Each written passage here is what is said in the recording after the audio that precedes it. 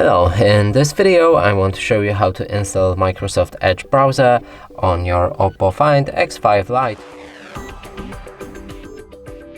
So to do this, let's open our Google Play Store.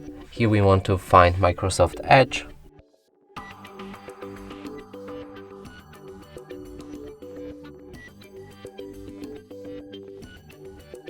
After installation process is complete, you should be able to open it. Here you can begin customization, so sign up to turn on synchronization, or you can skip it by pressing on sign in later. You can also enable or disable data sharing preferences. And from here the app is ready. Let's open any website.